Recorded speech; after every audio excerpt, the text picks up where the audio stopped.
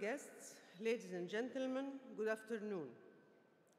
Once again, and on behalf of the President and people of Egypt, I would like to warmly thank you all for participating in the Egypt Economic Development Conference. When we had in mind setting a venue for launching the long-term vision and medium-term socio-economic program for Egypt, the future, we were keen to have all our friends in the room, investors and development partners alike. And your participation is an illustration that the feeling is mutual. Egypt has had long-standing relations with all its development partners, one that is based on understanding, fulfillment of mutual interests, and participatory engagement. We are keen to continue in this track, yet with an eye on our current priorities and targets for development. Honorable guests, fortunately, we are meeting today with first-hand signs of recovery for the Egyptian economy after 4 years of hardship and with an optimistic outlook to the future. As we have all heard yesterday from our President and in the morning from His Excellency the Prime Minister and my fellow ministers, bold measures have been and will still be undertaken by the government to carve the path for a restructured economy led by the private sector and disciplined by the achievement of sustainable and inclusive economic growth, the attainment of the much-aspired social justice, maintaining fiscal and monetary discipline, and undergoing major legislative and institutional reforms. We aim to achieve such an ambitious yet doable program through the mobilization of domestic resources and tapping into the great non-utilized potentials of Egypt, which are a wealth of human capital, a knowledge capacity, a large market, a solid banking and financial sector that has proven its ability to bear and overcome shocks, besides unexploited resources in the fields of tourism, industries, and services. But this does not mean that we stand alone. We rely on the support of both investors and Egypt's partners in development to unleash the new Egypt we have in mind. And toward this front, we have a specific track in mind for our future cooperation with you all. We need to work intensively together in the coming period to ensure the focus on the following priority aspects. First, achieving the development targets of the next period's priority sectors, in particular agriculture and land reclamation, water resource management, transport, infrastructure development, manufacturing, oil and gas, mining, housing, health, education, and vocational training and skill development and entrepreneurship. Development strategies for such sectors have been and will be clearly presented throughout the conference. Second, realizing the much-aspired social justice through designing inclusive social safety network and ensuring their effective implementation. The Ministry of International Cooperation is coordinating extensively with the Ministry of Social Solidarity to set up a comprehensive social protection network that is based on the coordination and integration between in-kind subsidies and cash-based social safety programs that directly address the poor and most vulnerable groups. And let me seize this opportunity to commend the great effort undergone by my colleague, Minister Ghada Wali, Minister of Social Solidarity, in collaboration with the World Bank to set up the conditional cash transfer program, which will be announced soon.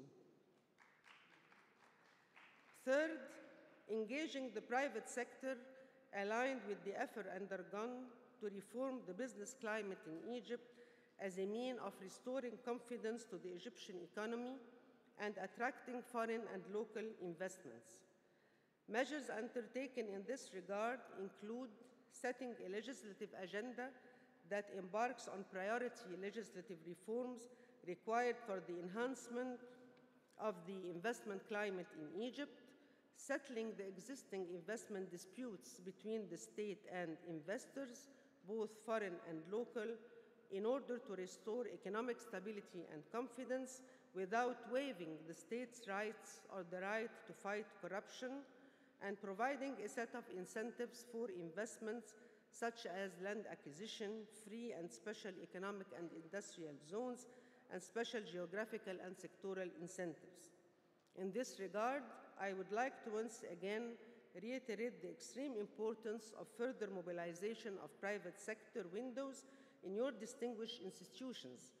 IFC is a good example in this respect, yet we need more focus on engagement mechanisms for medium-sized institutions. Tapping into Egypt's wealth of human resources through capacity building and human resource management is of quite importance to the Egyptian government. It is worth noting that Egypt is targeting the focus on the upcoming period on vocational training and skills development, as it is evident in the establishment of the new Ministry for Vocational Training, Education and Training. Lastly, utilizing our program for monitoring and evaluation of development cooperation finance in order to ensure that objectives are met efficiently, effectively, and sustainably. Dear all, we have a lot of work to do and targets to achieve, and I'm quite certain that you will all support us in our endeavors for Egypt, the future.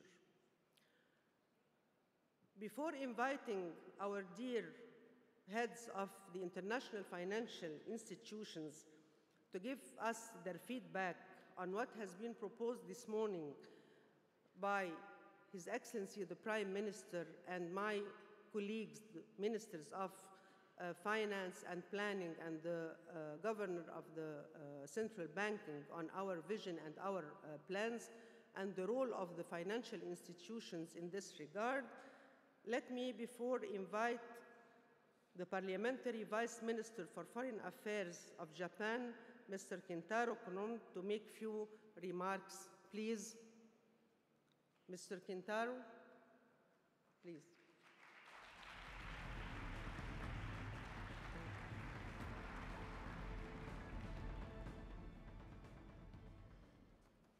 Assalamu alaikum. Shukran jazilan li hadhihi dawa. Thank you very much for this kind invitation. Thank you very much. Awani, International Cooperation Minister, ladies and gentlemen, good evening. To begin, I would like to express my appreciation for the fine efforts by the government of Egypt towards hosting this conference today, and I am confident of its success. I wish to take this opportunity to say Japan renews its sincere condolences to the Egyptian corpse victims in Libya and their families, and for the recent terrorist incidents in Egypt.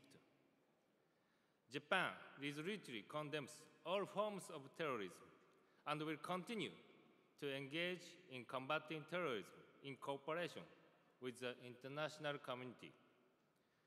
This year, Japanese Prime Minister Shinzo Abe visited Egypt, and that marked a new chapter in the history of the Japan-Egypt relationship.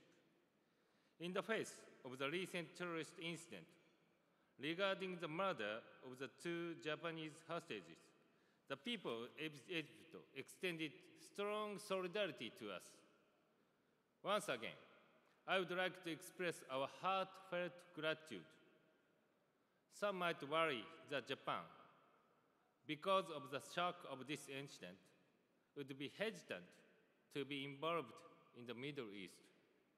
However, I promise that Japan will continue its cooperation towards the stability and prosperity of Egypt and the Middle East. As a long-standing friend to the people of Egypt, Thank you. And as a responsible member of the international community, in this context, Japan has announced its intention within the beginning 6 months of His Excellency President LCC's term to provide new yen loans of about 440 million US dollars towards the fields of water, transportation, and electricity for further development of Egypt. Today, I am pleased to announce that we have signed the exchange of notes for a Japanese ODA loan of about 49 million US dollars for the project for construction of the new dilute group of regulators. With Japanese technology, this project leads to effective use of some 17% of annually available water in the Nile for irrigation, improving agricultural productivity in Egypt. In the medical field, thank you. In order to construct an additional outpatient ward for an outpatient facility at the Cairo University Specialized Pediatric Hospital, constructed by Japanese assistance, the Japanese government's cabinet recently decided to newly provide grant aid of around 13 million US dollars. I am also pleased to report in the field of power and energy, the foundation of industry. Both Japan's public and private sectors will make a positive contribution to Egypt with the most advanced and eco-friendly technology in renewable energy, such as the construction of Hurghada photovoltaic power plant, as well as the electricity sector, including coal-fired power generation. Such government initiatives would never be realized without business involvement. Japan's direct investment to Egypt reached 66 million US dollars in a year, which marks the highest among Asian countries. And about 50 Japanese companies are actively operating in Egypt. The government of Japan intends to further support Japanese companies in Egypt through various plans, such as financing by the Japan Bank for International Cooperation and export credit by Nippon Export and Investment Insurance. Furthermore, Japan is now studying the possibility of contributing to large-scale infrastructure projects, including the Suez Canal Areas Development Project. We applaud the government of Egypt for the advances in economic and fiscal reform, as well as for its efforts for comprehensive economic development. I would like to express our commitment that Japan will continue to support Egypt and both public-private levels towards the stability and prosperity of Egypt. Ariaban Daiban Makum. Shukran Jazilan. Thank you very much.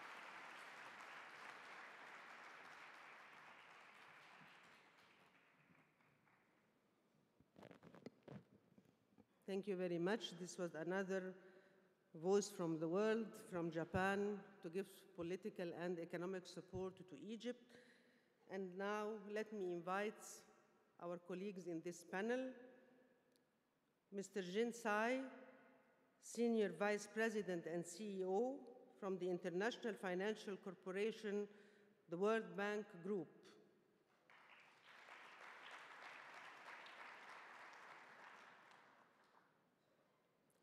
Dr. Abdellatif Al-Hamad, Director General and Chairman of the Arab Fund for Economic and Social Development, Kuwait.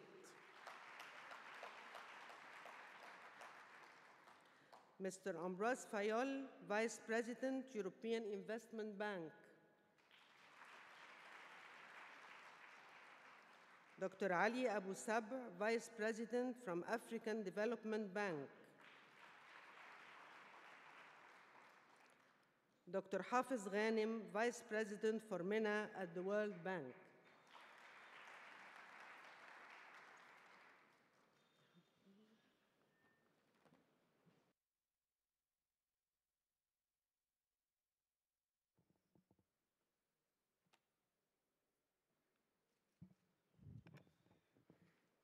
So I would like to welcome you all in this panel. And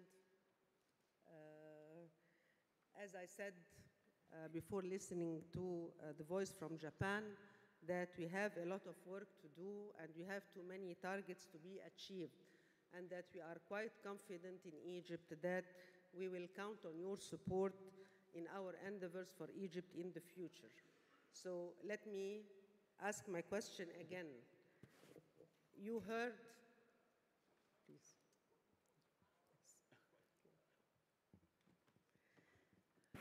You have listened this morning to the vision and the plans of the Egyptian government as reflected by our Prime Minister and our colleagues. So my question is, what is your reflection on what you have heard so far from the government on its vision and program, and how do you see your distinguished institution in this picture? So, Mr. Jinsai, would you start, please? Yeah. Thank you, Minister. It's very exciting to see the turnout of this conference. I remember I made my first visit right after the revolution. At that time, IFC's focus was trying to do everything we can as part of the World Bank Group to generate investors' interest in coming back to Egypt. And today, I couldn't be happier to see the interest is very strong. So, as you said, Minister, so many things to do in such short period of time. And from the international financial institutions perspective, I've been thinking, if we could say we helped to generate the interest, what would be the next stage? What would be our responsibility or our contribution? I would say we want to assist the government to really prioritize so many things. We need to really figure out what are the immediate steps we need to take to debottleneck the obstacles of the economic development. So when I think about it, we all know infrastructure is critical, particularly energy. And a lot of commitments, a lot of billings we talked about are going to come in. But I would say I have not seen a country can build all the infrastructure purely based on foreign exchange, foreign capital. Because when you think of power demand, we're going to generate a lot of local currency. How we are going to make sure the investor will see in the future some of the currency can be converted to be repatriated, either serving the debt or paying dividends. Today, we do have some issues, even though the central bank governor this morning identified there have been a lot of positive steps taken by the government. So for us, I think in terms of building the infrastructure, among all the positive commitment for the projects, one thing we would like to work with the government is really to find a way to also mobilize local resources. We want to have local currency to mitigate foreign exchange risk. When you help to lower the risk, we all know the cost of capital will be lower. If Egypt can raise $8 billion in a few days to finance the Suez Canal expansion, I think we also need to find a way to mobilize many billions from local markets so to finance some of those infrastructure. I think it's critical as a part of the risk mitigant. And so that leads to the next step, which is how can we help to really develop the financial service, financial market, which I think is as important as building infrastructure. So this is one thing we want to focus on. The second area I think we are going to focus on from IFC's perspective is to identify the industry which Egypt has comparative advantage in the global value chain, to build that value chain, which is critical in our view to help to create sustainable jobs. At the end of the day, economic development has to be inclusive. We have to create opportunities for younger generation. So that's another area we're going to focus on. In doing that, I think there are several key areas, certainly access to finance, skill training, and also investment climates. Even though a lot of positive steps have been taken, I think there are still worries among investors in terms of how many chops they have to get a permit, how they're going to acquire certain lands, and how many decisions will be based on the rules rather than discretion of certain bureaucrats. So these are the critical elements we need to focus on. I would say, hopefully next year when we have this conference, and we're not only have the excitement, we're also going to have really successful examples. I think in next 365 days, or maybe, I don't know when will be the next conference, successful examples will be super critical for Egypt to continue to carry the momentum to attract investment, both international as well as domestic. Thank you. Thank you very much. Your comments are very valuable, especially that they come from an financial institution that deals with the private sector. Dr. Abdelatif Al-Hamad, you represent a very important partner to Egypt, which the fund, and I'm sure that your reflections on the vision and the policies of the government would be very valuable. Thank you, Your Excellency. I was very much encouraged by the statements of both His Excellency the President and the Prime Minister today about the reforms that are taking place in Egypt. The Arab Fund for Economic and Social Development has been a major partner with Egypt. Up to now, we have financed approximately 56 projects to the tune of $4 billion in the past years. We look forward to being partner in the future, and we hope that we will be able to commit in the next 4 years, about $2 billion again for the projects in Egypt, especially in the infrastructure. Without infrastructure, no private investments, no development, social or economic development can take place at all. And therefore, we put emphasis on that. And so short of coming to say, unless the private sector does it, nobody should do it. I think it should be done first. And then if the private sector can do it, that's well and fine. We would encourage the private sector to play a role as a partner, but there'll always be a role for the public sector to finance the infrastructure. We also look forward to being involved in other sectors in the economy. Up to now, our commitments have been in the 75% in power and the rest in other activities in the economy. We look forward to being involved with our partners, the World Bank, the African Development Bank, the European Bank for Development, and other institutions to finance projects that are in all other sectors of the economy. Thank you. Thank you, Mr. Abdelatif. Now, the role of the European Investment Bank. How do you see the role of the bank in the future, especially in light of what you have heard this morning and yesterday from our President and from our Prime Minister about the vision and the policies and the reforms that are underway in Egypt? Many thanks, Minister. It's a real pleasure to be here. I found this conference quite impressive, very high level attendance and a high quality of statements. What I found striking in terms of the reform process that has been described by the Egyptian authorities is how comprehensive it is.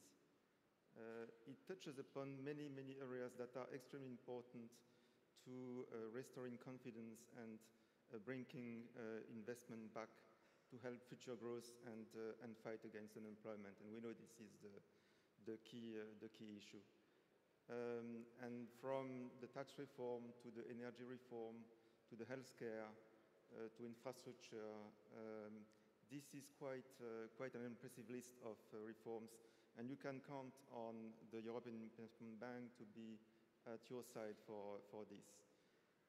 The EIB is the Bank of the European Union, so their shareholders are the 28 member states of the European Union. And we have a very long-term partnership with Egypt that started back in 1979. This morning, Minister, we co-signed a joint declaration for future cooperation. And this is an exercise that has been done jointly with your team and with the Egyptian authorities to make sure that we are present in the fields where we can be of most value to the Egyptians. And these are mostly in the area of economic and social infrastructure, in particular energy, transport, waste and water wasting, but also in the development of the private sector, especially SMEs, and we also look forward to developing PPPs. The amount of projects that we have identified in the pipelines exceeds 2 billion euros, and we look forward to the implementation of these projects. Thank you. Thank you. Further. Dr. Hafiz. Thank you very much, Madam Minister. It's a pleasure to be here with you. Well, the World Bank is strongly supporting Egypt at this very important point in time. As you heard yesterday from our managing director, we intend to more than double our support to Egypt. Over the last few years, the World Bank's program in Egypt was about $500 million a year. Starting now, we have decided to move to $1.2 billion a year for the next 4 years. That is, our program for the next 4 years in Egypt is about $5 billion. The objectives of the World Bank in Egypt are straightforward: fighting and eliminating extreme poverty and supporting growth that is inclusive, shared growth that will touch all segments of society. So we are focusing on the inclusiveness aspect.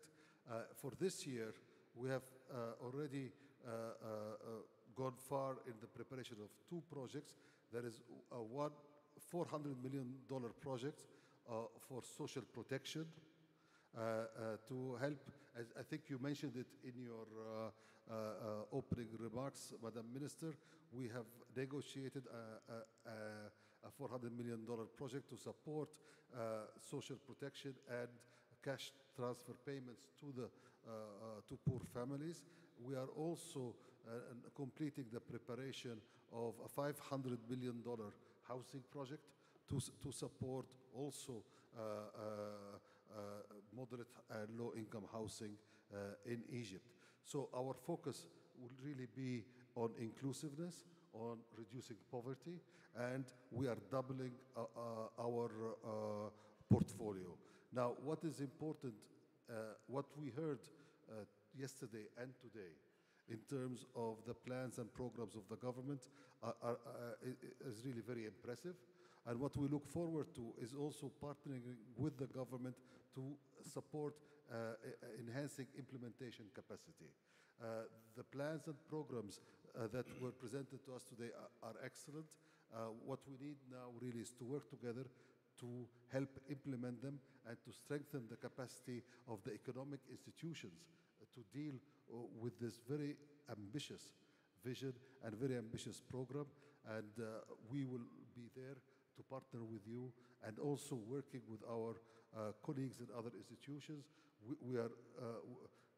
I'm happy to be on the same panel with Dr. Abdel Latif Al-Hamad because the Arab Fund is an important partner for us at the World Bank, as well as the African Development Bank and the European Investment Bank.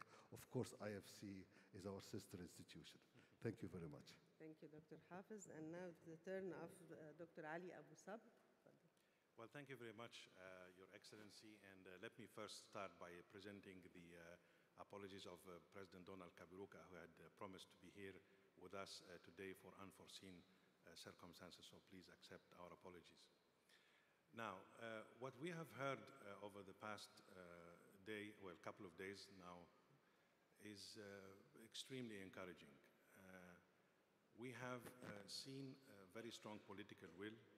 We have seen also a set of implementation and investment plans, And we have seen a committed government that is willing to walk the talk.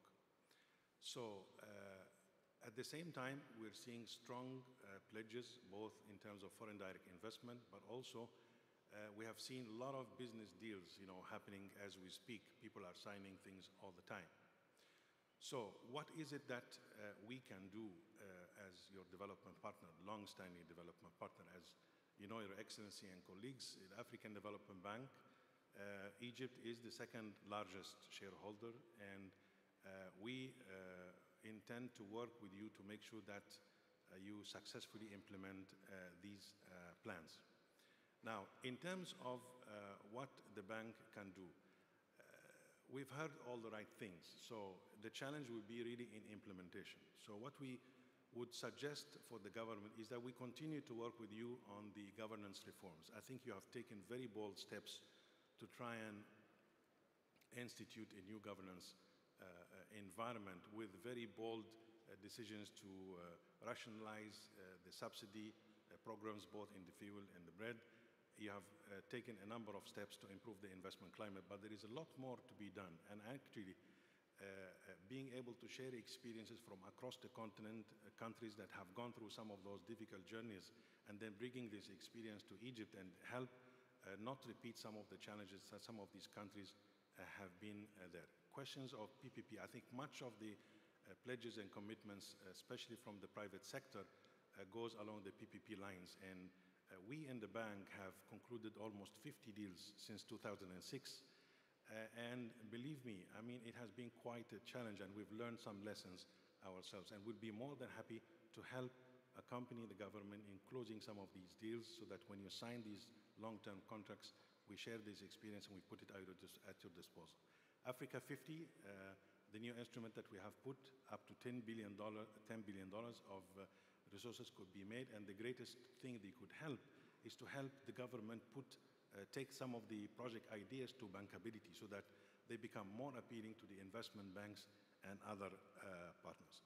Maybe the last point I would mention is that the African Development Bank has been observing the very positive progress of the government, and we have been able to plan an investment of $500 million in 2015 in the priority sectors that the government will decide, mainly in the areas of energy, skills development, agriculture, and investment climate. Last, we would hope to be able to match this amount in the future, of course, subject to the progress trajectory continuing along the same path. Thank you. Thank you very much.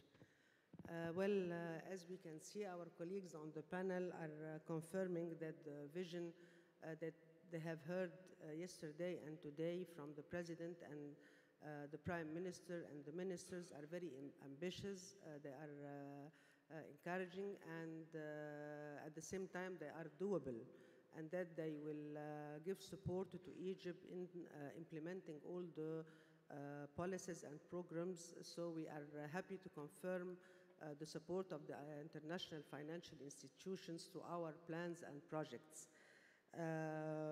Maybe I will see this opportunity to ask a question. It's not really a question, but sometimes it's a concern among people. Sometimes people would say that the projects and the sectors financed by the international financial institutions do not align or do not match with the priorities of the country.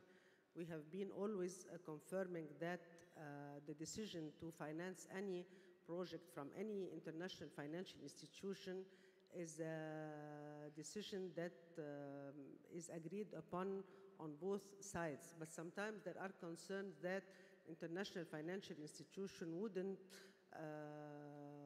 support or wouldn't finance a project if they are not in their own interest.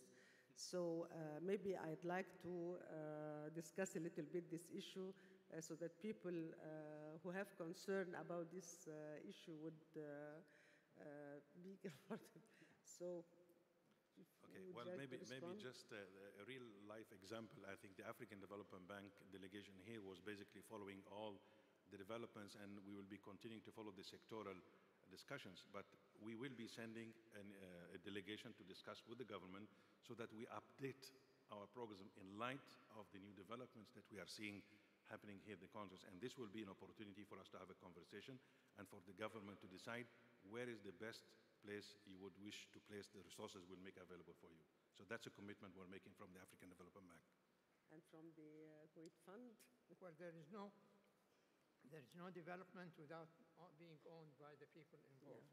Yeah. The process of development is something which a country has to decide for itself. We respect the priorities of the country concerned. We may agree on certain projects within that priority range. We may not do some other projects which may be of priority, which are not within our own framework of operations. But emphasis on poverty, emphasis on infrastructure, emphasis on education, emphasis on human resources, these are priorities which no country can do without it and have economic development. We in the Arab Fund respect what Egypt does. We've always had dialogue with Egypt. We've always respected the priorities set by the government of Egypt, because you know best what is better for Egypt. Who are we from the outside world to tell you what you should do for yourselves? We have to respect your priorities. We have to respect your decisions. And we don't necessarily have to agree with all your decisions. But then there is enough room for agreeing on projects which we can finance together. Okay. I see among the International Finance Corporation, I think we are fairly unique. We finance companies. We don't finance the government. So for us, we view our role as a catalyst to promote entrepreneurship, to help the country to debottleneck infrastructure issues. So over the years, I think our focus has always been working with the private sector clients, both domestic and international. And I think we do interact with government, and through those interactions, we understand what are the priorities. Look, with 4,000 people, we have been operating globally. When we look at Egypt, we look at the challenges. I think we understand the sectors where the investment need the most. So when you look at over many years, our job has always been focused on what we call the prioritized area. You know, as I said earlier, after the revolution, we knew a lot of investors are very scared to come to Egypt. So over the last 3 years, we have put more than $1 billion into the private sector in the economy. And going forward, we are going to do more. But the most value add from IFC, not only our capital, both equity, debt, and other instruments. I think the most important is using our, what I call the global network to identify the area we can help to spur the economic growth the most. So I would say our investment has been and will be continue to be consistent with the priorities of the government development agenda. Although we are financing the business, I often want to compare an analogy in economic development. The government set the stage. I think over the last 24, 48 hours, under the President Sisi and the Prime Minister, we have set a great stage. And the player, the singer, will be private sector. So we are very happy to be a supporting force to make this opera really successful. So that's, we are very committed to that. Thank you very much. The joint declaration that has been signed this morning by EIB and by you, Madam Minister, on behalf of the Egyptian authorities, in this joint declaration there is the word joint.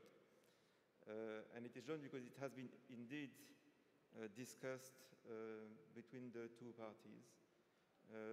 And we've tried to identify those sectors where the Egyptian authorities told us they would be very interested in continuing investments from EIB, and that are also in our core priorities in terms of financing.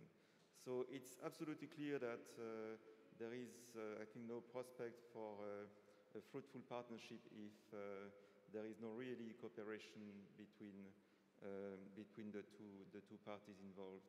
I would say also that what is important is that you see the partnership in the field, basically. We signed also this morning a loan with the National Bank of Egypt for 120 million euros. This is to support SMEs, mostly, through this credit that is given to the First Bank of Egypt. So I think that's also a way to show that we want to be as concrete as possible in our support, but also as close as possible to those who know best the needs in the field here. Yes, I will echo quickly what all my other colleagues have said. We finance the projects at the request of the government, and our projects are executed by the governments. We are bankers for the government, so obviously whatever we fund must reflect what the government wants and its priorities. And today, if you look at the World Bank's portfolio, it is divided into two big areas.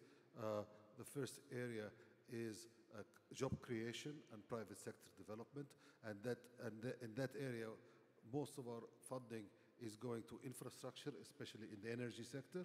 And the second area is public service delivery, especially to the poor. And that, for example, would include our social protection project, as well as our work in the other social sectors. And so the focus on those two areas, job creation, social services provision to the poor, this has been selected based on our discussions with the government, and that reflects your priorities, Madam Minister. Thank you very much. I have a last question. Most of the international or regional or Arab financial institutions have a financial arm for the private sector, and the private sector is here. So the question is, how can the private sector benefit from your institutions? Because most of the assistance we are talking about is usually directed to the government and to the public projects.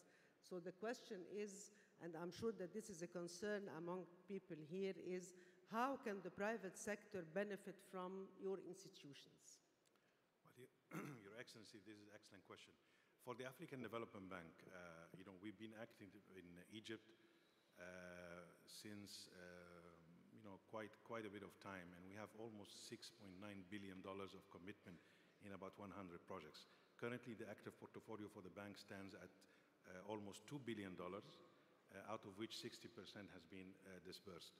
This is basically split into the public sector side, but also a private sector window, which could finance anything from tourism projects to cement factory, steel factories, and anything in between. The possibility to access is that we have an office here. We have a resident office here in Cairo. Madam Laila Mokadem is our resident representative.